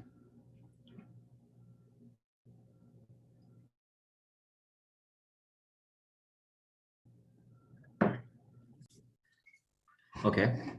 All right, so let's get started. Very interesting topic, DNS resolution, how DNS works. What is DNS, by the way? So we're gonna talk about that, and what Amazon offers for this DNS capability or DNS services. So DNS stands for Domain Name System. As we have seen that um, those IP addresses, it's pretty hard for a human being to remember.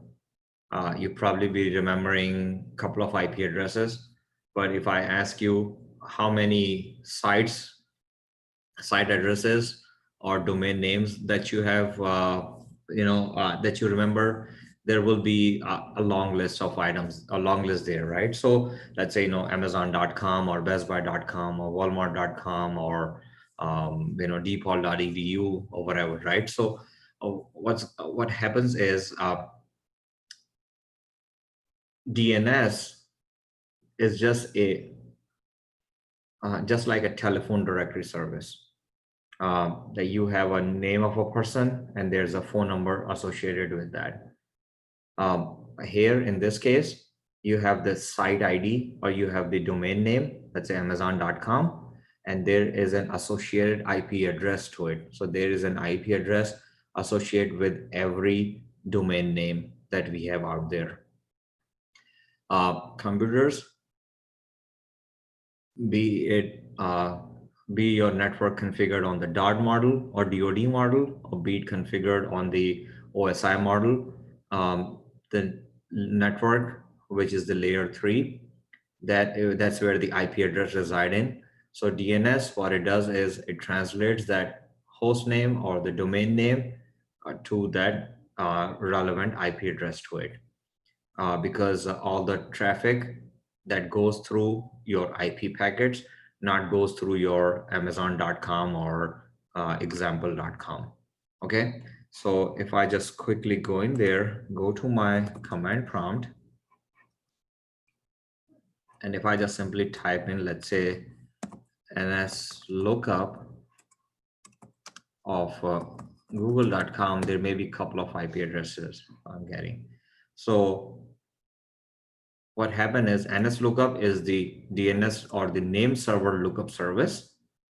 I am asking my name server to resolve this host name to what is the IP address behind this host name or this domain name, which is google.com here. So my DNS server is my DSL server or my AT&T server or my router at home that has this IP address, and it gave me the answer that name is this. It has an IPv6 address of this and IPv4 address of this. Okay, so the key or the base purpose of the DNS is to resolve the name to the IP address. There's also a reverse lookup as well. So what it does is, reverse lookup does is, if I check for this IP address, it should give me this domain name. Okay, so DNS resolves the host name to the IP address or IP address to the host names. Okay, so this is the very basic and the key purpose of a DNS server is. For you, the DNS server, if you're working from home, will be your router. So all your requests goes to the router. If router does not have it in its cache or in its list of all those table or of all those names that it has put into its table, then it will forward that request to the next hop, maybe a DNS server at your internet service provider or to your ISP.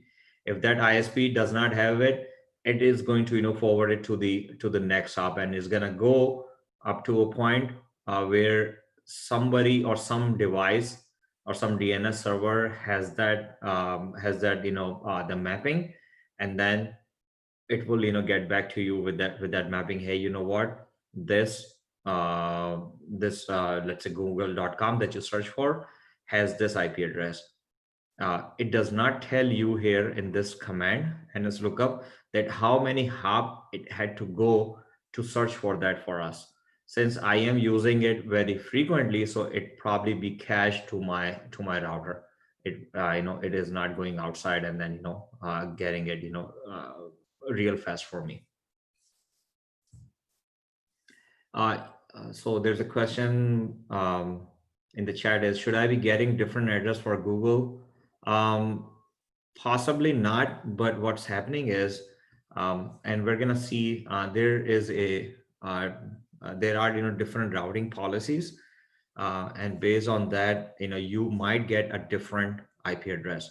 So although it is showing me that there's only one server behind it, but this may be possible that it is the first one that the load balancer hit and provided to me, or the route 53 hit and provided to me that this is the first one available. So there may be several different host names or several different hosts with a different IP addresses residing behind that load balancer. So whichever the first one it hit, it provided me that IP address.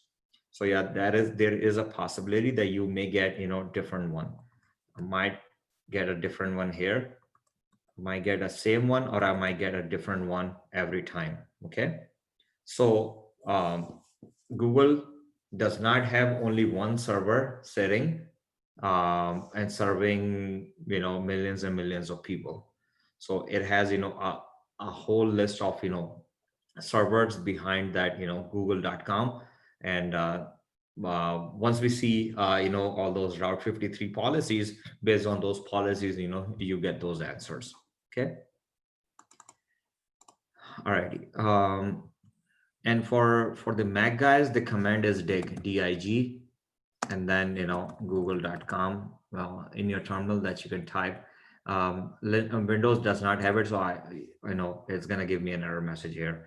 Similar case with Linux. Linux also has a dig utility.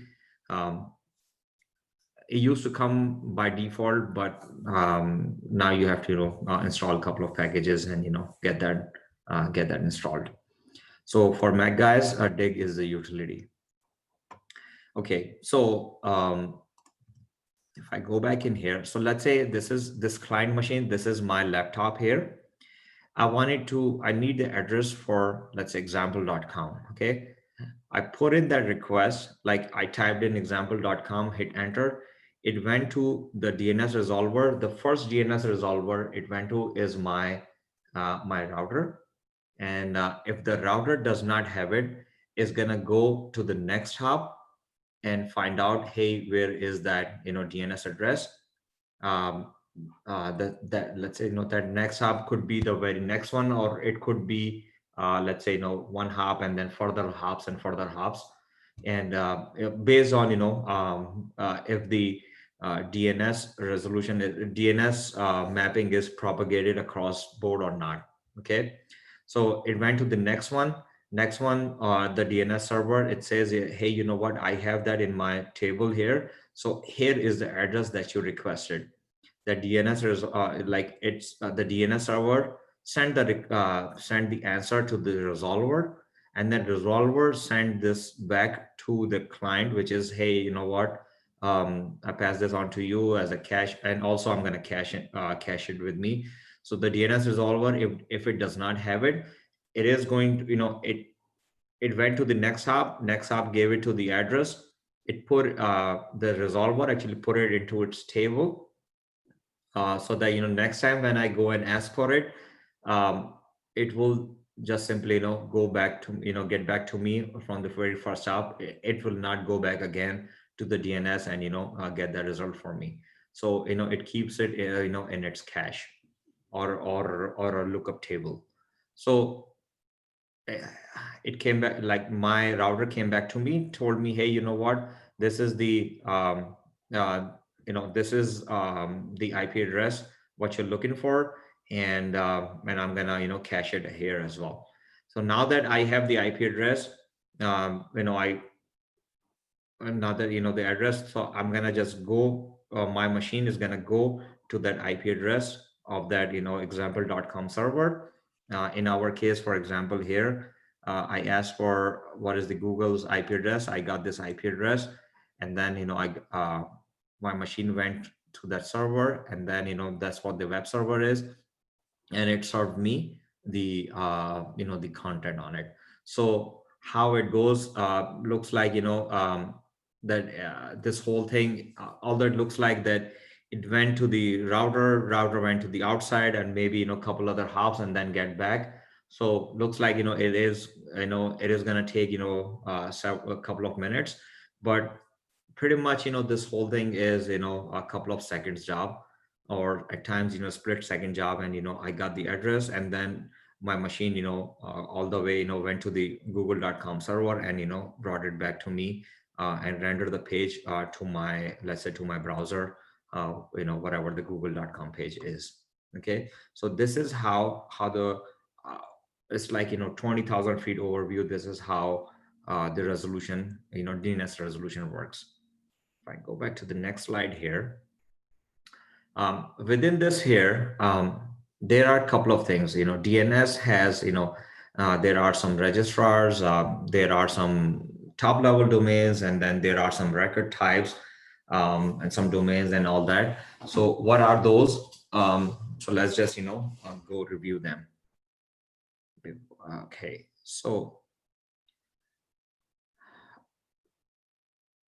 how the request goes is, let me just quickly show you guys here. So this is my machine. Okay, it went to the router. It may go to the other router, let's say the service provider does not have it. It went to some other domain, and it goes, it keeps going up until it hit the root server, or the root, or the TLD server. So from my machine up to that server, and then, got back to the results, probably be, a couple of seconds job, and, I got the answer for that. So here, in the DNS area, there is a registrar. The purpose of the registrar is to help register our domain. Let's say I want to register, let's say, faisalabaz.com. So I'm going to go to registrar, and I'm going to go and, check if faisalabaz.com is available. Let's say if it is available, it will, charge me some money, and then, register that domain for me. Once it registers that domain for me, let's say I am hosting to that, same registrar as well. Let's say I went to namecheap.com, or let's say hostgator.com, or godaddy.com. So what they do is, they give me the registration service, or registrar service, that I can go in and search for the domain which I want, and then they charge some amount of money, and then, register that domain and part that domain to their servers. So there are, several registrars out there. Even Amazon is also a registrar. Amazon, you can go to their Route 53 service, and, within that service, you can register your domain and then host it right there, with a nominal fee, that they charge for it. There's another terminology which is called TLD, or top level domain. So there are, what I think, some 5 or 6 top level domains. Those are .com, .edu, .mil for military, .org for nonprofit organizations, .edu for educational institutions, and a couple other out there, and .gov for the US government. So these are, some of the examples. They are called the top level domains, or .net is another example. So .com is very common. So just like IPv4 was utilized so aggressively, that they had to come up with with IPv6 with four times the capacity. Similar thing they came up with, along with the top level ones, which are the generic ones. They call them generic ones. They came up with some geographical ones, and now some specialty ones as well, like dot horse, dot cook, dot photography. I mean, there are tons and tons of of them out there. So people are going into that direction as well, because getting, let's say, Faisal.com or Faisalabbas.com, it probably may have been taken already. Or let's say I have a company, let's say my company is also Amazon. So if I try to get Amazon.com, which has already been taken, so I have to take something else. I'll pick something else for my domain. So I can pick some geographical ones. You are seeing these days, like .al, .io, or .ai. So most of them, although they are also categorized as the specialty ones, but also they are the ones which a majority of them, they are, they call them the CC TLDs, or country specific top level domains. Like .al is for Albania, or .pk is for Pakistan, .in for India, or or .us is for for US as well. So, or .ca for Canada. So they came up with because of the five or six those TLDs that were depleting. So they came up with these geographical or the specialty ones as well. And purpose is the similar, and the process is the similar of the resolution. How the resolution goes, it's pretty much the same process. Now there are different types of records within the DNS that qualifies or tells you that if this is a mail server, or this is an address record or pointer record and all that. So some of them are, there's a huge list out there. Some of them are which very common one are SOA, NSA, or quad A's, C names, MX, and PTR. SOA stands for state of authority. So when you configure or set up a DNS server, not going into the AWS DNS, let's say your organization is asking you to set up a DNS server. So when you configure the DNS server, the first thing that you mention is the SOA, the source of authority. That is the authority server, that this is the authority server that is an authority on the DNS. It's keeping record of all your DNS entries. So that's where the SOA is used for. NS stands for name server. So in an organization, be it small or big, they must have at least one, or they could have a farm of DNS servers, and every DNS server is a name server, or NS. So you configure and set up the NS, that this is the name server. So any machine, let's say my laptop is connecting to that, I try to connect to that DNS server, so my machine will have it that this is the name server. I'm gonna be connecting and getting my DNS queries answered. I can show you here.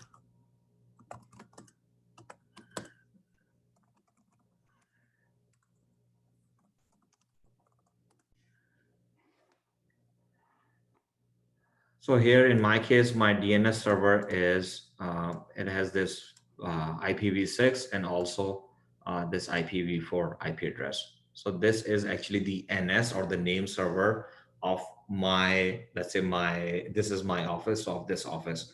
So let's say in your organization, you will have, some name server sitting there that resolve, your, let's say you have,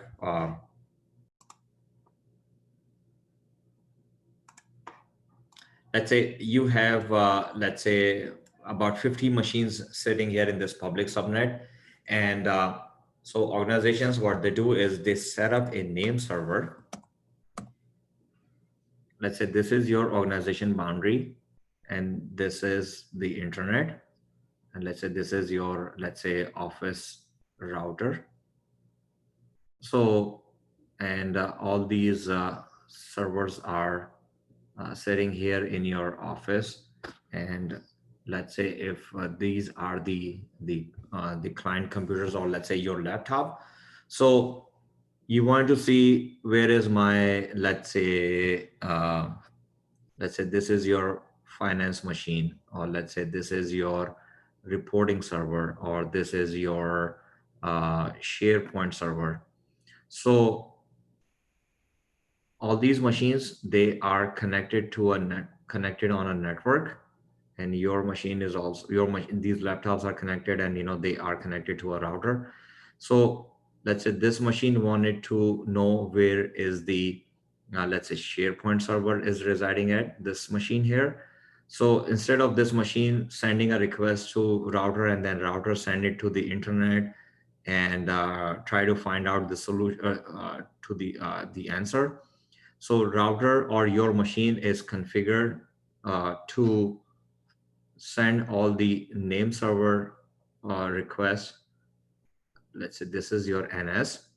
Um, so your machine is configured for all the DNS requests, which are local, or let's say this is the domain is mycompany.com. So let's say I search for sharepoint.mycompany.com. So this knows that mycompany.com is a local domain, so it will actually take the request to the local instead of sending it to the outside router and then find the solution. So it goes to the local name server, and name server tells, hey, you know what, this is sitting here, so I'm gonna go and my machine is gonna go and connect to this SharePoint server here, which is under the my company domain, mycompany.com domain.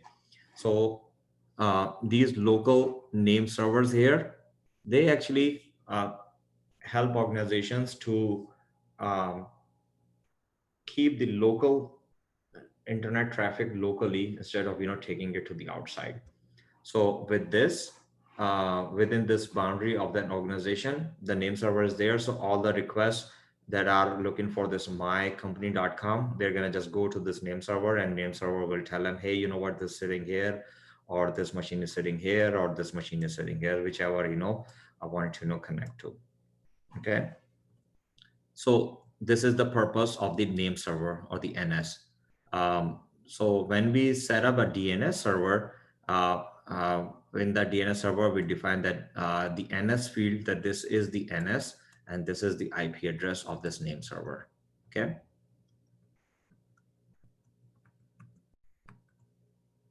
Okay. A or quad A. So single A means it's an address record. It's a plain, straightforward address record that resolves into an IPv4. Okay. If it's an IPv6, then it resides in the quad A. So when we set up the DNS, we set up that, let's say, finance.mycompany.com has this IP address. If that IP address is in IPv4, so I'm going to define as finance.mycompany.com a record with this IP. So the A record tells that this is the host name and this is the IP address. And quad A, or 4As, or AA, that means that this is the machine name and this is the IPv6 address of it. Okay. C name is the canonical name, or also interchangeably it is used as a another DNS record type, which is called alias. And alias is, let's say, finance21.mycompany.com also has a name, fin.mycompany.com. So I created an alias, or maybe a short form or a nickname of it. So CNAME and alias are pretty much the same. In Amazon prefers to use alias record instead of the CNAME. Exam question, or at at the work, at your work, or interview question, Amazon prefers alias records over CNAME. So interchangeably used for the similar purpose, that this provides you the what do you call it, the nickname capability of it. MX stands for mail exchange. So let's say within my organization, I have, let's say, this is my mail server. These two are my mail servers.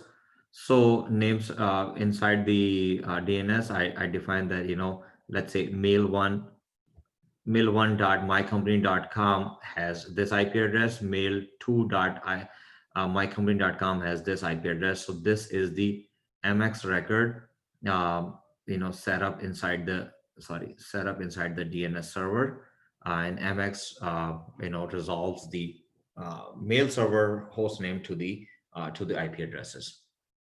Okay, and then PTR is the pointer record. This is mainly used for the reverse lookup. That this is the IP address. What is the host name of that? So when I run that, it will give me the result. So let's say if I just type and let's look up google.com. Okay, and if I just do and let's look up this, let's see. Oh, sorry.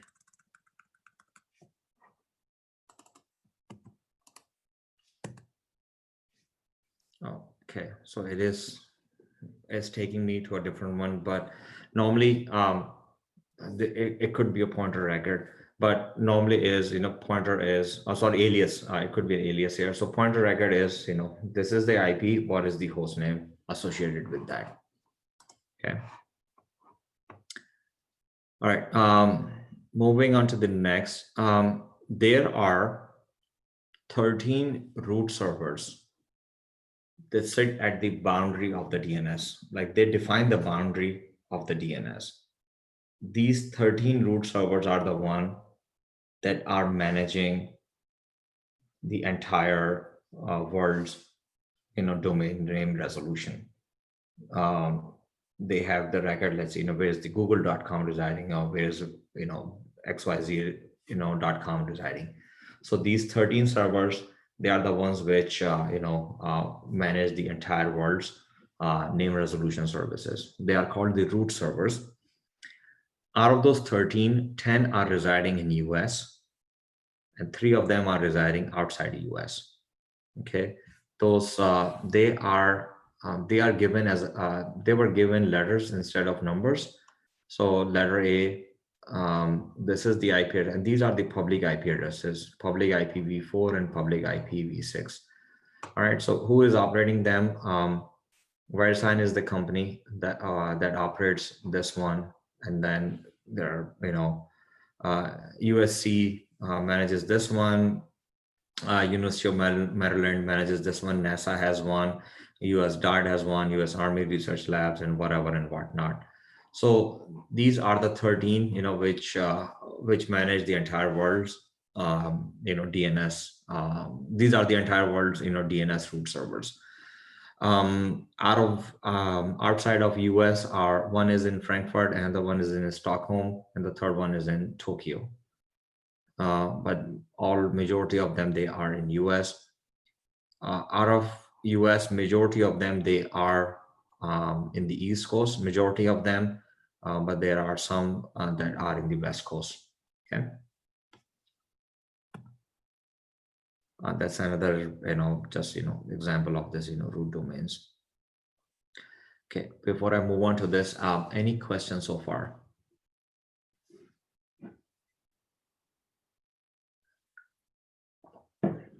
Okay. I'm going to take maybe 5 or 10 more minutes, and I'm going to be finishing this. We're going to be doing the lab tomorrow of AWS Route 53. Amazon called their DNS service Route 53. And there's a funny story behind it. Like every service that runs in a system has a specific port number. SSH has a port number 22.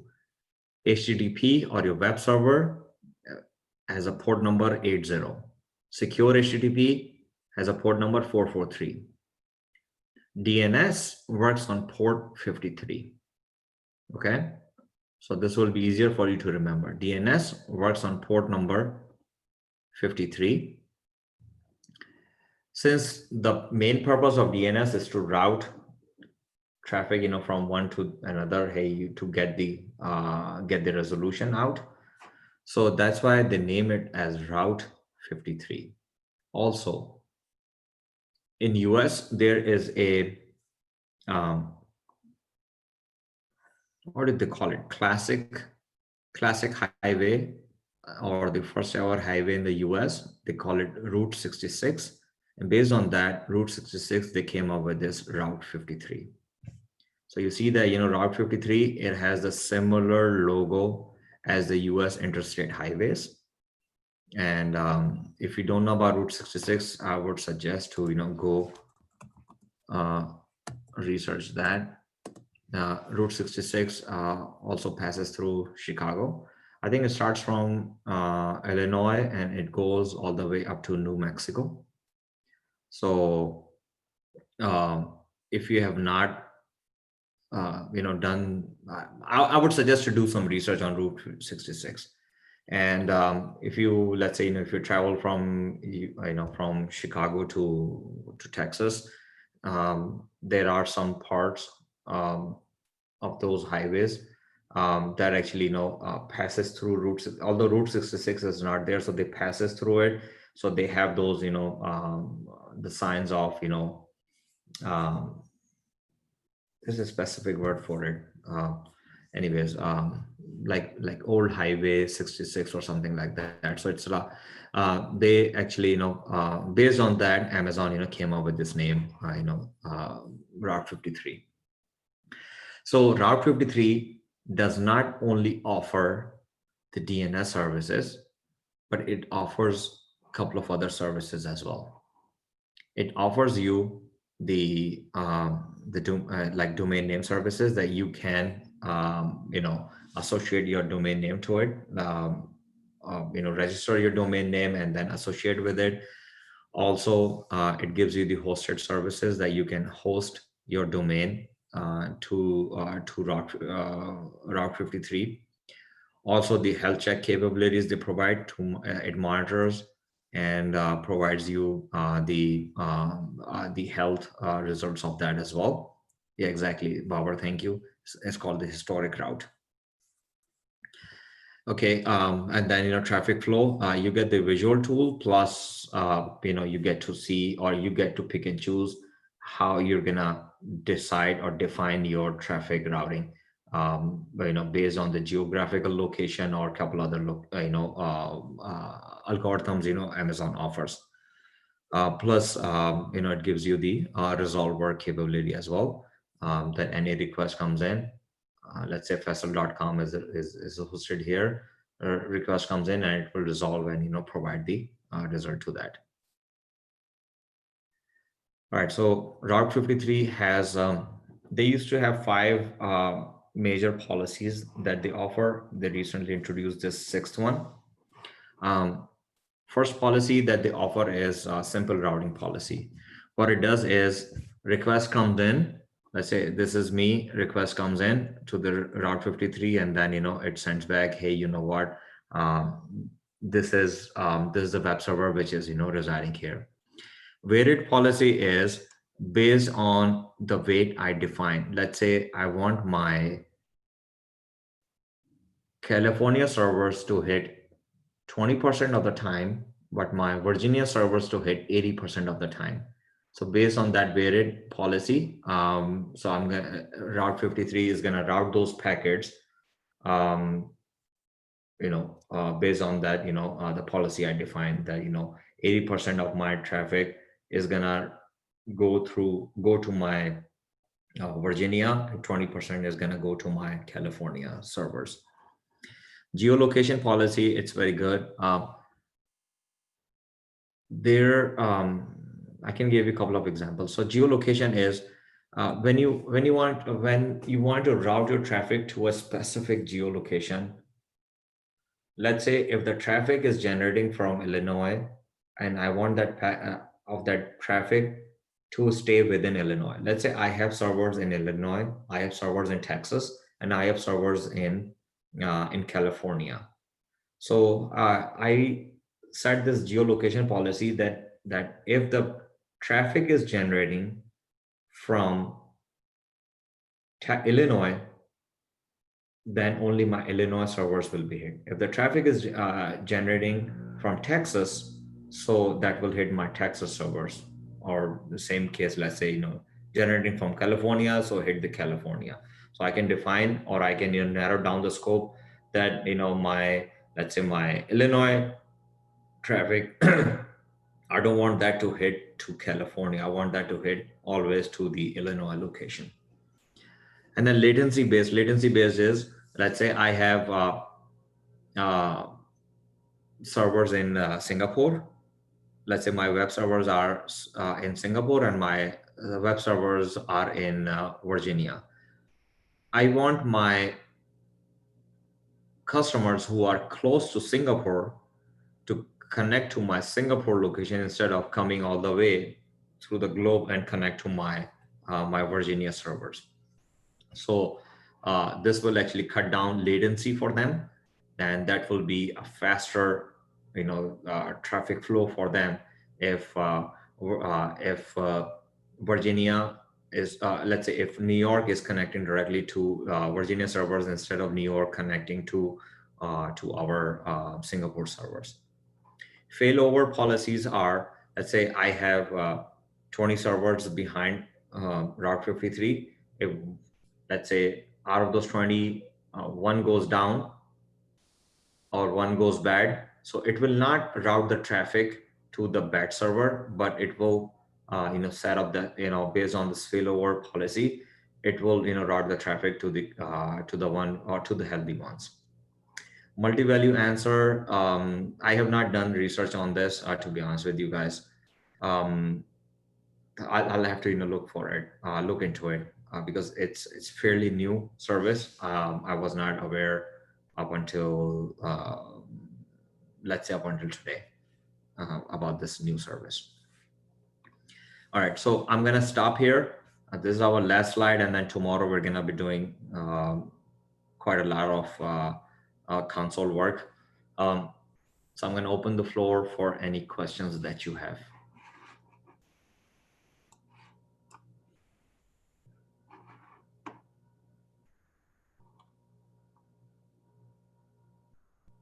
I hope it was not talking. Faisal bhai, just for an entertaining discussion, who governs those 13 DNS servers or the processes? Talking about these root servers? Yes. Who oversees them? I don't know. They have pretty much the entire internet control, right? Yes. Do you have the answer for it? No, so some of the members are defined there, but it's not full control there. They don't have full control. ICANN and there is IRIN organization, and each region has a different organization that manages. Mm-hmm. But each geographic area has a respective, respective like control of that, that region. Right. And then each country has also set up their DNS. So if Pakistan or India wants to block all of internet, it's just one puppy that needs to be choked. Yep, that's right.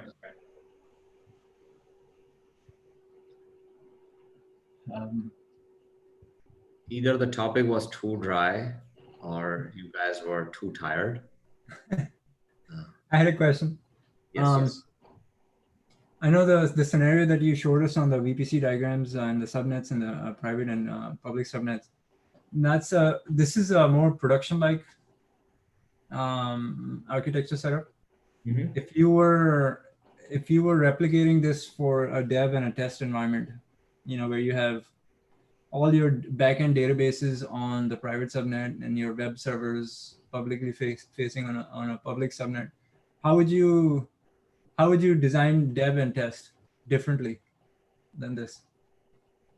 I mean, maybe, I mean, the test side doesn't go outside.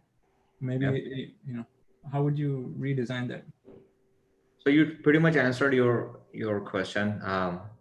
The test is not going outside, so you're setting it up, in in a uh, in a public subnet instead, putting anything, to the public. I have seen various types of deployments. I have seen customers have individual VPCs for individual life cycles. I have seen like one big VPC has everything in it, non-production and production, although separated by different subnets out there. Um, Multiple VPCs of a different subnets, and then you set up the VPC peering among them. If you wanted to have a traffic flow, from, let's say, non-production traffic is going to move to the production, or vice versa. Then you set up there. Otherwise, you put them in separate silos. Let's say you have the development work going, and then you're going to push it to the production. Then you have to have some sort of mechanism that that your VPCs talk to each other. Let me show you that. And this is what, let's hope that time permits. This is what I'm going to be showing you guys tomorrow, how to set up this transient gateways. Kamal bhai, do you have any inputs? Have you seen anything different than that? Or No, I think let me stop this live here.